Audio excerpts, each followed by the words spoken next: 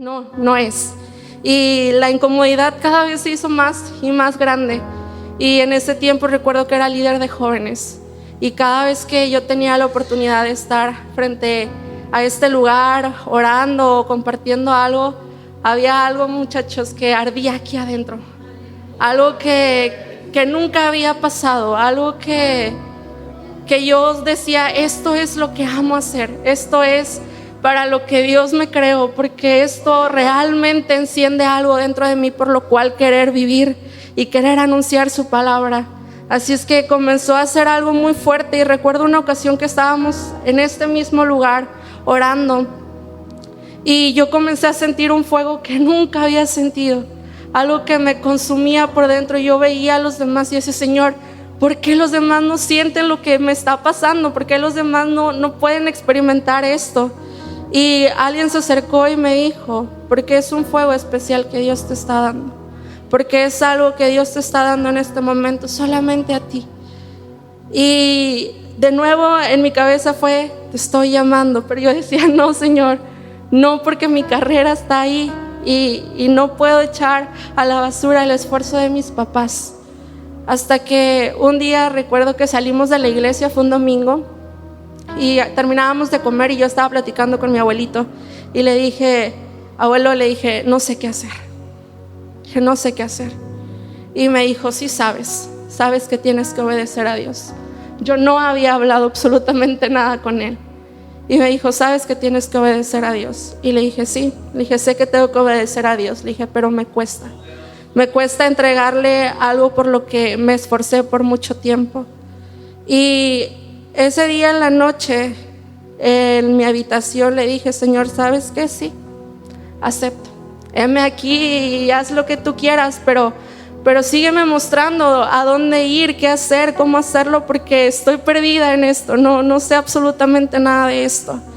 Y recuerdo que Dios comenzó a tratar conmigo y comenzó a pedirme mi tiempo completo. Y yo le decía, Señor, espérame. Dije, una cosa era el instituto bíblico y otra cosa abandonarlo todo y alejarme de mi casa, de mis amigos, de mi familia, de mi iglesia. Y el Señor era demasiado claro, pero mi corazón estaba teniendo muchas dudas. Y por un momento comencé a dudar mucho y pensé, Señor, ¿qué vas a hacer conmigo? ¿Yo para qué te puedo servir? Yo no tengo nada que ofrecerte, yo no canto, yo no toco un instrumento, yo me trabo al hablar, me da vergüenza pasar al frente. Entonces, ¿qué puedes hacer conmigo? Y las dudas comenzaron a llenar mi cabeza. Y recuerdo que me enviaron el correo con mi contraseña y el usuario para presentar el examen. Y yo decía, Señor, se supone que yo no lo podía presentar porque me faltaban unas cosas. Entonces dije, si por arte divina me está llegando el correo es porque tu voluntad es que lo presente. Dije, entonces tal vez no es tu tiempo, todavía no me tengo que ir a un instituto. Y recuerdo que en cuanto yo dije eso, mi celular sonó y me dicen, maestra América. Y yo, sí. Dice, hablamos de la UCICAM y lamentamos decirle que usted no tiene derecho a presentar el examen. No sabemos qué pasó, fue un error porque le llegó esto, pero usted no tiene derecho a presentar su examen. Y me acuerdo que yo estaba en mi salón y me salí al baño y yo le dije, Señor, ok, le dije, ya no voy a pelear contigo, ya no voy a discutir más esto porque sé que eres tú, pero por favor dame algo más, sígueme confirmando porque sigo teniendo miedo y sigo teniendo dudas de mí. Y recuerdo que vine y lo hablé con mis pastores, también les comenté esa idea bastante loca para mí y ellos siempre me apoyaron con sus oraciones, siempre me dijeron que iban a estar para mí, que si era la voluntad de Dios, adelante.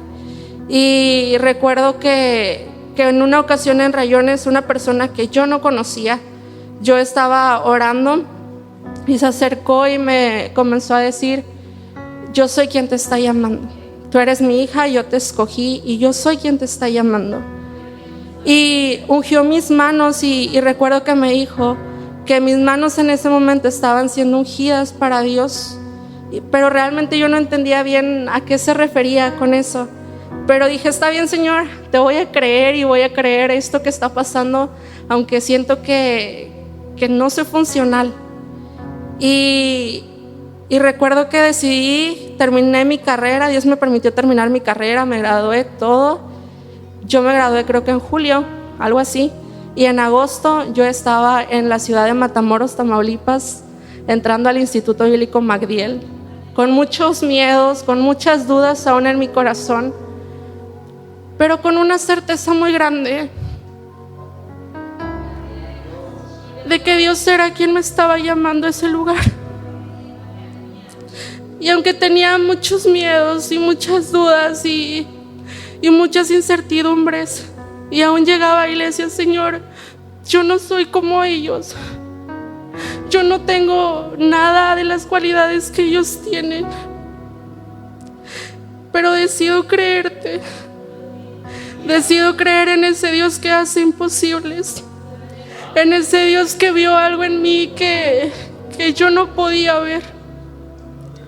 Y recuerdo que cuando entré a aquel auditorio y era la apertura, en mi corazón entró una paz, esa paz que necesitaba, de saber que estaba en el lugar en el que Dios me quería tener. Esa incertidumbre que había nacido en aquel salón de clases, al estar en ese instituto, esa paz llegó a mi corazón y Dios me decía que estaba en el lugar correcto, que había llegado al lugar donde Él iba a trabajar y a formar muchas cosas en mi vida, donde me iba a enseñar a depender de Él, a creer en Él y a ver todo lo que Él tenía para mi vida, aunque yo no pudiera creer en eso. Y decidí hacerlo, hermanos, y ustedes han sido un apoyo muy fuerte en oración, económicamente, en todos los sentidos. Han sido ese apoyo y ese sustento, y eso se los agradezco bastante. Agradezco que creyeran en ese llamado que Dios me entregó un día, y agradezco que sigan siendo ese apoyo y esa fortaleza. Y jóvenes, solo les puedo decir que estos 2 años, desde que le decidí decir que sí a Dios, han sido los mejores años de mi vida. Han venido retos, sí, he llorado mucho, sí, he sabido que es no tener nada en mi bolsa, sí, pero he conocido ese Dios que hace imposibles. He conocido ese Dios que ve cosas en nosotros que nosotros no somos capaces de ver. He conocido ese Dios que de lo más vil y de lo más menospreciado tuvo misericordia y me tomó.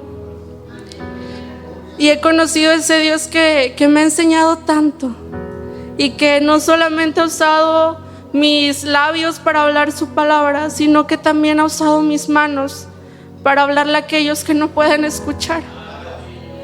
Y eso es algo que cuando yo lo entendí, dije: Señor, ahora entiendo por qué tú aquella noche me dijiste que tú ibas a usar mis manos. Ahora entiendo que esas manos que un día fueron ungidas eran para poder predicarle a otros, a aquellos que no pueden escuchar. Así es que, jóvenes, solo quiero decirles que no tengan dudas de que Dios es un Dios de imposibles, que Dios hace cosas maravillosas, que Dios nos usa aunque nosotros nos creamos incapaces, y que decidamos creerle a Dios, que aún con miedos y con dudas decidamos decirle que sí a Dios cuando Él nos está hablando, porque aunque vengan pruebas siempre va a ser la mejor decisión, porque sus planes y sus pensamientos siempre van a ser mucho mejores que los que nosotros podamos tener aquí en la tierra. Y en esta hora, pues, que el Señor les bendiga, y nuevamente muchas gracias de verdad por todas sus oraciones y por todo ese apoyo, y Dios los bendiga.